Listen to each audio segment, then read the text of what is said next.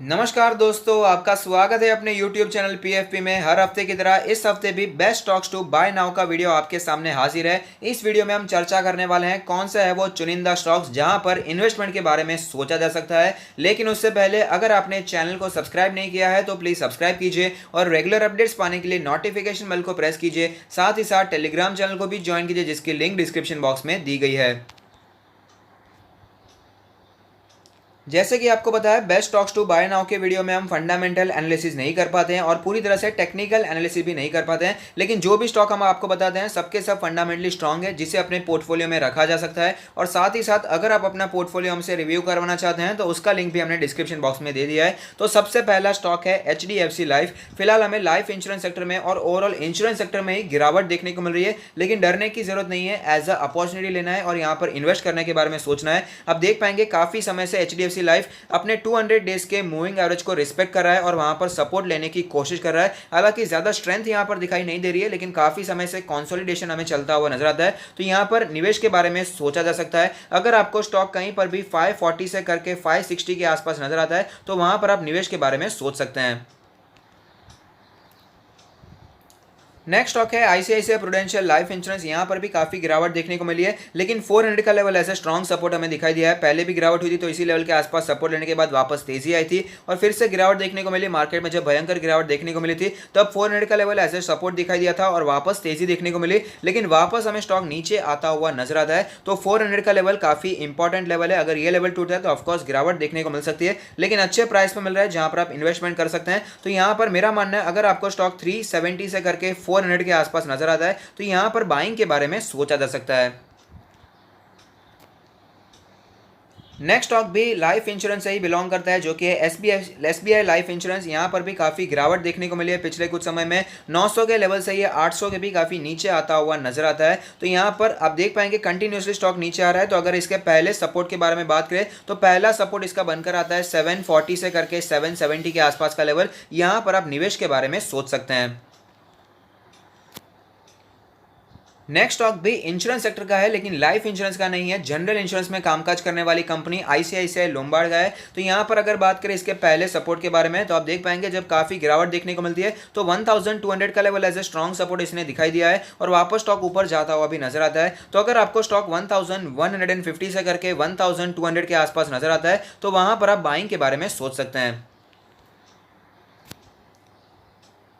Next stock है Bajaj Finserv, जो कि अलग अलग सेक्टर में कामकाज करता हुआ नजर आता है। ओवरऑल अगर बात करें तो फाइनेंस सेक्टर से रिलेटेड ही है, BFSI में ही कामकाज करता है, लेकिन इसकी कई हमें सब्सिडरीज दिखाई देती हैं, जैसे कि ये लाइफ इंश्योरेंस में भी है, जनरल इंश्योरेंस में भी है। इनफैक्ट यहाँ पर बजाज फाइनेंस भी बजाज फिनसर्व में इंक्लूडेड दिखाई देता है। बजाज हाउसिंग फाइनेंस भी है, यहाँ पर कई कामकाज करता हुआ नजर आता है। ऑफकोर्स अच्छा स्टॉक है, यहाँ पर भी निवेश के बारे में सोचा जा सकता है। यहाँ पर काफी समय से स्टॉक हमें कंसोलिडेशन जोन में दिखाई दे रहा है। 5750 से करके 6100 का जो जोन है इसके बाहर जाने की कोशिश करता है तो वापस प्राइस रिजेक्शन हमें यहां पर देखने को मिल जाता है। लेकिन फिलहाल स्टॉक में गिरावट देखने को मिल रही है। तो अगर पहले लेवल के बारे में बात करें तो 5500 के आसपास हमने पहले भी बाइंग की थी, तो यहां पर हमें फिर से बाइंग करनी है। अच्छा लेवल है जहां पर आप इन्वेस्टमेंट करने के बारे में सोच सकते हैं। तो अगर आपको स्टॉक 5400 से करके 5600 के आसपास नजर आता है तो ये एक अच्छा जोन है जहां पर बाइंग के बारे में सोचा जा सकता है।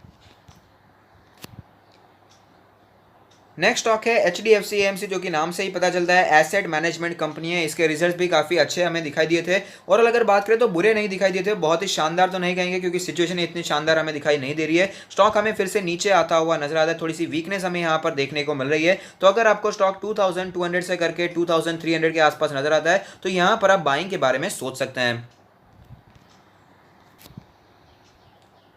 नेक्स्ट स्टॉक है नैम इंडिया, जो कि ऑफकोर्स बिलोंग करता है AMC यानी कि एसेट मैनेजमेंट कंपनी भी। यहाँ पर भी आप निवेश के बारे में सोच सकते हैं। फिलहाल अगर इसके पहले सपोर्ट के बारे में बात करें तो पहला सपोर्ट इसका बनकर आता है 260 से करके 270 के आसपास का लेवल। अगर आपको स्टॉक इस लेवल के आसपास नजर आता है तो वहां पर आप इन्वेस्टमेंट के बारे में सोच सकते हैं। नेक्स्ट स्टॉक बिलोंग करता है फार्मा सेक्टर से। एबॉट इंडिया के बारे में बात हो रही है। यहाँ पर भी 18,000 के लेवल से हमें प्राइस रिजेक्शन देखने को मिला है, करेक्शन देखने को मिला है और स्टॉक कंटिन्यूअसली नीचे आता हुआ नजर आता है। तो अगर इसके पहले सपोर्ट के बारे में बात करें तो अगर आप 15,000 के आसपास लेते तो उसमें कोई भी बुराई मुझे दिखाई नहीं दे रही है। काफी अच्छा स्टॉक है जहां पर आप लॉन्ग टर्म के लिए निवेश करने के बारे में सोच सकते हैं।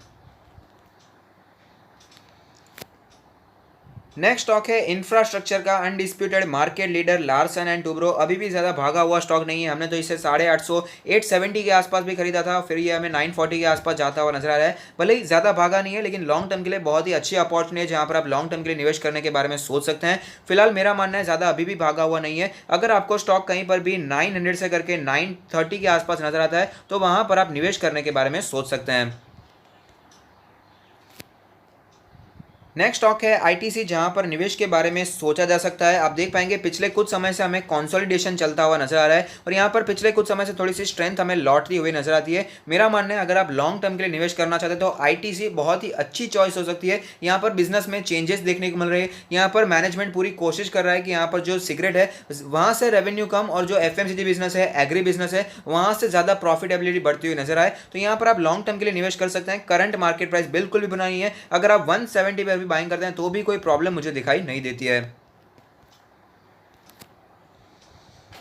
नेक्स्ट स्टॉक है नेस्ले इंडिया, जहां पर निवेश के बारे में सोचा जा सकता है। 18,000 के लेवल से स्टॉक हमें नीचे आता हुआ नजर आता है, फिलहाल 16,000 के भी नीचे आता हुआ नजर आ रहा है। इसके Q2 के रिजल्ट्स भी आ चुके हैं, जिसका वीडियो मैंने ऑलरेडी कल बना दिया है। अच्छा डिविडेंड भी इसने डिक्लेयर किया है, लेकिन डिविडेंड के लिए स्टॉक को नहीं खरीदना है। डिविडेंड के लिए अगर आप खरीदेंगे तो जो एक्स डिविडेंड डेट आएगी तब वहां पर कटौती देखने को मिल जाती है। जितना डिविडेंड मिला है उतना शेयर हमें नीचे आता हुआ नजर आएगा, लेकिन अगर आप लॉन्ग टर्म के लिए खरीदना चाहते हैं तो बहुत ही अच्छी कंपनी है। अगर आप लेवल्स के बारे में बात करें तो करंट मार्केट प्राइस मुझे बिल्कुल भी बुराई दिखाई नहीं देता है। अगर आपको स्टॉक 15,000 के आसपास मिल जाता है तो उससे ऐसा कुछ नहीं है। 15,000 के आसपास मिल जाए तो इसे अपॉर्चुनिटी को ग्रैब करना चाहिए और लॉन्ग टर्म के लिए इसे अपने पोर्टफोलियो में ऐड करना चाहिए।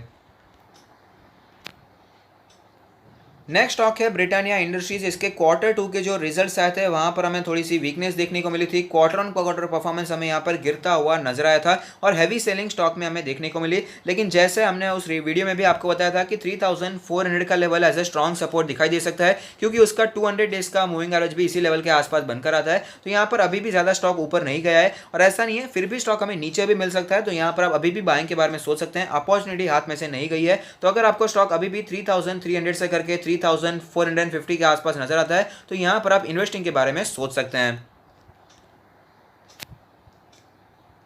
नेक्स्ट जो स्टॉक है वो है आईजेल इंद्रप्रस्थ गैस लिमिटेड। यहां पर भी बाइंग के बारे में अभी भी सोचा जा सकता है। यहां पर 370 के आसपास स्टॉक ने फिलहाल सपोर्ट लिया था। 370 के भी नीचे स्टॉक हमें आता हुआ नजर आया था, लेकिन वापस थोड़ी सी हमें तेजी देखने को मिल रही है। 392 के आसपास ये ऑलरेडी पहुंच चुका है, लेकिन अभी भी अच्छे प्राइस में मिल रहा है। अगर आप यहां पर निवेश करते हैं 392 के प्राइस पर, अगर आप करंट मार्केट प्राइस पर भी निवेश करते हैं तो भी कोई बुराई मुझे दिखाई नहीं देती। करंट मार्केट प्राइस 392 के आसपास नजर आता है। लॉन्ग टर्म के लिए निवेश करना चाहते हैं तो फिलहाल भी काफी अच्छा प्राइस हमें दिखाई दे रहा है। अगर आप थोड़ा सा यहाँ पर सपोर्ट्स के बारे में बात करें तो 370 के आसपास हमें स्ट्रॉन्ग सपोर्ट दिखाई दे रहा है। 370 से 375 का स्ट्रॉन्ग सपोर्ट हमें चार्ट्स पर दिखाई देता है। नेक्स्ट जो स्टॉक है वो भी गैस सेक्टर से बिलोंग करता है, महानगर गैस लिमिटेड यानी कि एमजीएल। यहाँ पर भी काफ़ी गिरावट देखने को मिल रही है। 1100 के लेवल से ही हमें स्टॉक 800 रुपये के भी नीचे आता हुआ नजर आया था और यहाँ पर भी ज़्यादा कोई स्ट्रेंथ हमें लौटती हुई नजर नहीं आ रही है। काफ़ी समय से जो 20 डेज का मूविंग एवरेज है वो एज ए रेजिस्टेंस हमें देखने को मिल रहा है और फिलहाल भी स्टॉक हमें उसी लेवल के आसपास रेजिस्ट होता हुआ नजर आता है और वापस हमें यहाँ पर वीकनेस लौटती हुई नजर आ रही है। पिछले दिन की आप कैंडल देख पाएंगे, उसी के आसपास ओपनिंग देखने को मिली और थोड़ी सी गिरावट ही यहाँ पर देखने को मिल रही है। तो स्ट्रेंथ तो फिलहाल यहाँ पर दिखाई नहीं देती है, लेकिन स्टॉक अच्छा है, अच्छे प्राइस में मिल रहा है जहां पर आप निवेश के बारे में सोच सकते हैं। तो मेरा मानना है स्टॉक अगर आपको 750 से करके 800 के आसपास नजर आता है तो यहां पर आप निवेश के बारे में सोच सकते हैं। नेक्स्ट स्टॉक है पेट्रोनेट एलएनजी। यहां पर भी काफी गिरावट देखने को मिली। 280 के आसपास के लेवल से स्टॉक गिरकर हमें 210 के आसपास आता हुआ नजर आया था। पहले भी स्टॉक ने 210 रुपीज के आसपास ही सपोर्ट लिया और वापस थोड़ी सी हमें रिकवरी दिखाई, लेकिन स्टॉक वापस नीचे आया था और फिलहाल अच्छी खासी रिकवरी हमें यहाँ पर देखने को मिल रही है। जो इसका रेजिस्टेंस था 20 डेज का मूविंग एवरेज वो हमें टूटता हुआ नजर आ रहा है और 50 डेज के मूविंग एवरेज को भी स्टॉक ने फिलहाल तोड़ दिया है। तो मेरा मानना है यहाँ पर निवेश के बारे में सोचा जा सकता है। अभी भी ज्यादा भागा हुआ स्टॉक नहीं है। अगर आपको स्टॉक अभी भी 220 से करके 230 के आसपास मिलता है तो यहां पर आप निवेश के बारे में सोच सकते हैं। नेक्स्ट स्टॉक केमिकल सेक्टर से बिलोंग करता है जो कि है आरती इंडस्ट्री। आप देख पाएंगे यहाँ पर काफ़ी वॉलेटाइल सिचुएशन हमें देखने को मिली है।